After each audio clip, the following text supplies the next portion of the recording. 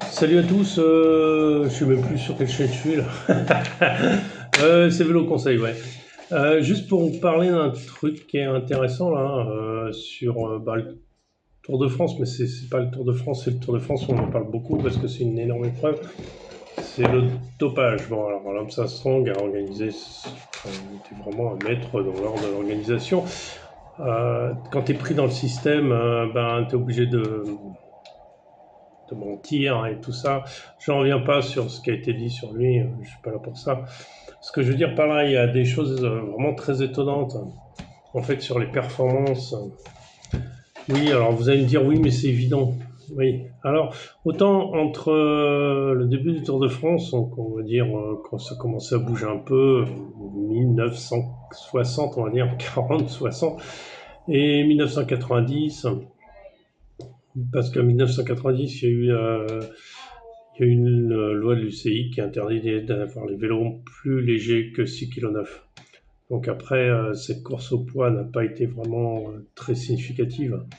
Mais elle a été surtout sur la période jusqu'à 1990, où les premiers vélos de route faisaient 11 kg, 11 kg 5, grosso modo, et où maintenant ils font plutôt enfin, dans les 6,9 kg, voilà, à peu près.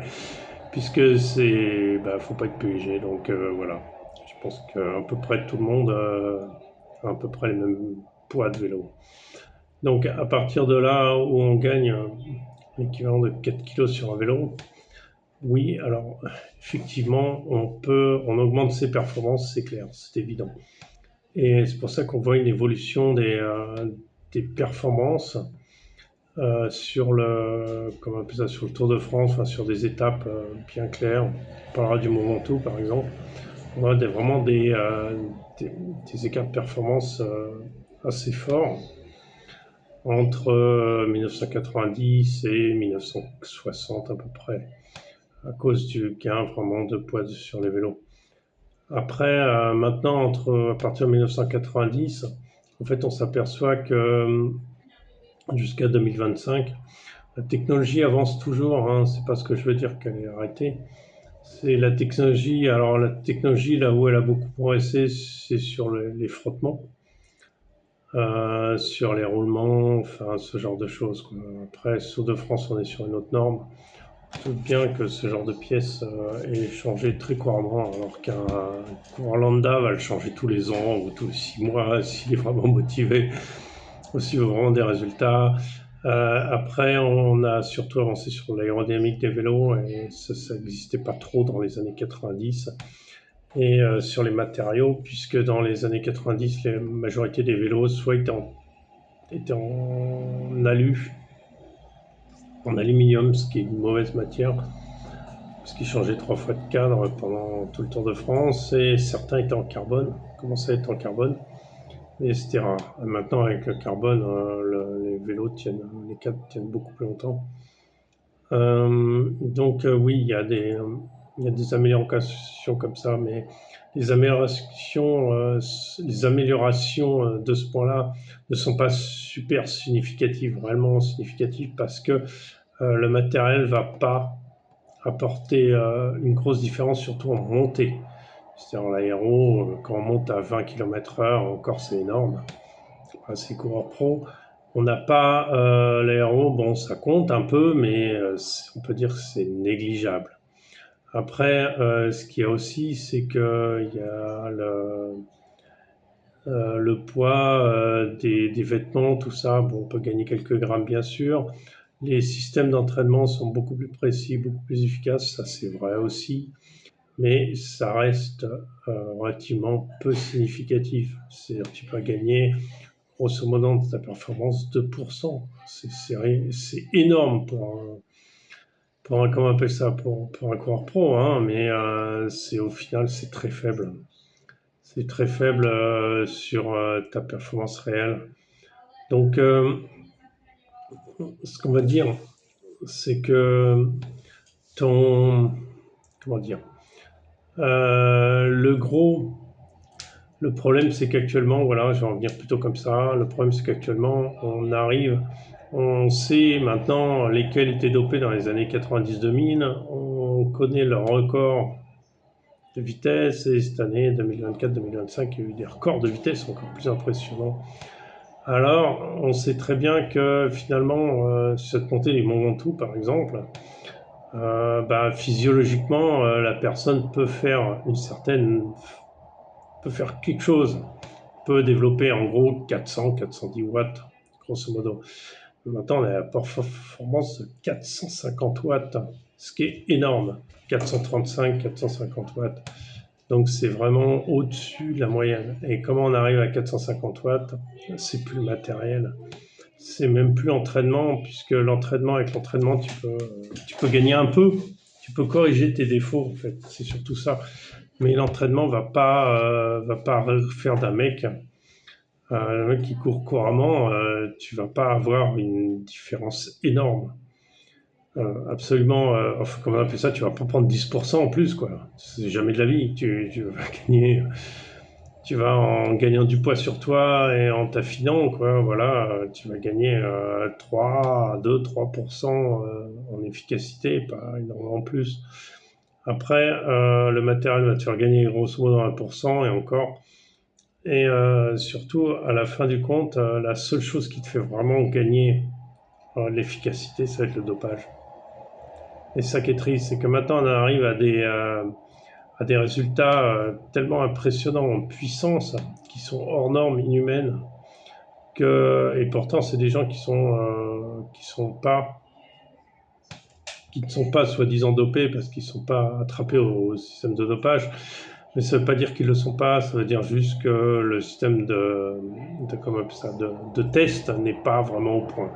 Il n'est pas au point parce qu'il y a certains tests qui n'arrivent pas à être fiables sur certaines molécules. Et puis il y a maintenant le dopage génétique qui est là depuis quelques années et qui arrive à modifier l'ADN pour modifier l'ADN pour créer davantage de globules rouges, par exemple. On a beaucoup de choses comme ça qui arrivent et qu'on ne connaît pas encore, qui ne sont pas encore à la lumière du jour, mais il y a vraiment des choses impressionnantes. Après, il y avait les petits moteurs cachés dans les vélos. Alors ça, c'est impressionnant, ça existe encore. Et on arrive aussi, alors le dopage mécanique, encore ça reste le plus propre parce que du coup, tu ne détruis pas la vie et tu soulages ton travail. Donc, je dirais que le dopage mécanique, encore, c'est une fourberie, je suis d'accord, c'est une tricherie, mais c'est reste une tricherie saine, quoi, quelque part. Je ne veux pas encourager ça, mais on en est à des moteurs qui s'autodétruisent, qui ne chauffent pas, pour que ce soit pas qu'ils soient détectables sur les vélos, qui s'autodétruisent lors d'un contrôle, avec des batteries qui s'auto... C'est hallucinant la technologie qu'il y a là-dedans pour pas passer les contrôles. Après, il faut savoir que les contrôles de température, tout ça, c'est pas très fiable non plus. Hein. C'est pas le système de contrôle n'est pas non plus ultra fiable hein, là-dessus. Donc, on en arrive maintenant à du dopage que on verra dans 10 ans ce que c'est, mais dans 10 ans, on sera encore beaucoup plus loin. Mais grosso modo, la seule chose qui va vous faire augmenter, c'est pas votre vélo, hein, c'est pas d'acheter un vélo entre par exemple 3 000 euros et 10 000 euros. C'est pas ça fondamentalement qui va vous augmenter vos performances. Vous ferez plaisir, hein, c'est pas le problème. Après, vos performances non plus, elles vont pas augmenter si vous passez d'une sortie par semaine, par exemple 150 km par semaine, à 3 sorties. Oui, vous allez augmenter, puis après vous allez stagner. Vous allez arriver là-haut et puis après, ça coince. Et c'est pour ça qu'existe le dopage. C'est qu'après, si tu veux augmenter 10% de tes capacités, comme le PO par exemple, ça se voit aussi sur les pelotons de Longchamp. À Longchamp, tu sais, à Paris, tu peux faire le tour du... Il y en a qui se dopent aussi pour ça, quoi, le tour de Longchamp. Bon, après, on peut s'imaginer qu'ils se dopent aussi pour autre chose. Mais le dopage arrive à un niveau où maintenant, c'est plus humain, quoi. C'est vraiment, on est passé carrément à autre chose. En train de modifier des gens pour qu'ils soient plus forts. Mais physiologiquement, un être humain, il peut pas attirer plus que ce qu'il attirait dans les années 60. C'est pas possible. C'est que, et on le voit dans l'évolution des résultats. et des temps. Alors, j'ai pas le graphique, je peux pas argumenter ce que j'ai, mais je les ai vus sous les yeux, donc je peux vous expliquer quand la testostérone est arrivée. On a fait un bond en avance sur les performances dans les années 60-70. Et après, le PO, alors ça fait un bond en avant sur les... Ah, mais alors, une montagne en avant. Alors, c'est 95, je crois, le PO le plus fort, 95, ouais, jusqu'à maintenant, hein, c'est encore utilisé. Mais le PO a fait vraiment une marche largement au-dessus en performance de l'être humain. Et maintenant, on en est encore à autre chose, hein, puisqu'on bat les gens qui stoppaient à l'EPO dans les années 95 pour maintenant, comment on appelle ça? Alors, si vous voulez, le PO, alors ce que je me souviens, parce que moi, j'ai pas des données récentes, ce que je me souviens, vous avez une quarantaine de médicaments à prendre pour cacher les effets secondaires de l'EPO. L'EPO est un problème parce qu'il épaissit le sang. Déjà, il se prend en prise de sang par 5 minutes. Et vous devez prendre plein de médicaments déjà pour ça, pour éviter d'avoir la chiasse, pour éviter de vomir, pour éviter plein de trucs. C'est hallucinant. On en est à prendre des trucs et des trucs et des trucs. Donc en fait, quand tu fais ton vélo électrique qui s'autodétruit, à la limite, je préfère ce type de dopage. À la limite, ce qu'il faudrait, mais je dis ça en rigolant, c'est que on valide le fait que ce soit en vélo électrique. On fait des dopages sur les athlètes, de façon très très très très très stricte, mais ça on n'y arrive même pas.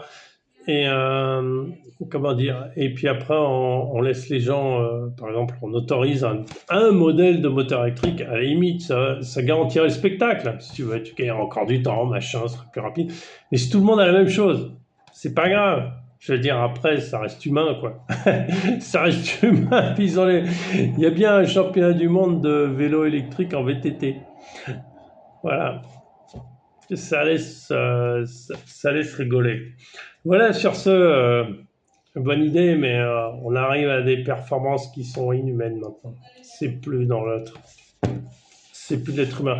Alors moi, personnellement, je suis pas allé jusqu'en championnat de France, hein. On était niveau championnat de France quand on faisait championnat des Yvelines, alors c'était début 2000, en VTT. Et non, là, j'ai jamais pris quoi que ce soit pour me motiver. J'ai pris une fois des gélules qui s'appelaient des gélules de stimulant, gingembre, ginseng et machin. J'avais pris ça pour m'entraîner parce que j'avais une grosse compétition à préparer. Alors la grosse compétition, c'est le Grand Raid Cristal, qui est quand même le sortie VTT Raid la plus difficile au monde à l'époque. Tu passes un col à plus de 3000 mètres, je crois, le pas de Lona, et c'est une course qui fait 130 km. D'accord? Pour vous situer un peu le truc. Voilà, donc j'avais pris ça pour m'entraîner, histoire d'intensifier mes trucs. Ça reste juste du stimulant naturel, hein, puisque c'est juste des gélules. Et je peux vous dire un truc, j'en ai acheté, c'était des paquets de 10 gélules, hein, mais c'était vraiment pas... je n'appelle pas ça du dopage, mais c'était naturel. Et j'avais autant dormi que ça, parce qu'en fait, vous avez la pêche pendant 4 heures, mais une pêche, mais alors, incroyable. Et franchement, après, t'es mort, la batterie est vide, tu vas dormir. Ah, mais c'est impressionnant, quoi. Ça te fait une chute quand le truc il fait plus effet, c'est waouh. Et du coup, ça n'a pas servi à grand chose au fond du compte, parce que je crois que j'ai mis 10 ou 12 heures à finir le truc parce que les conditions étaient horribles. Et alors, je sais même plus en quelle année j'ai fait ça, 2002, je crois. Et le Grand Recyclable, c'est en Suisse. Et mais c'était waouh, c'était impressionnant, quoi.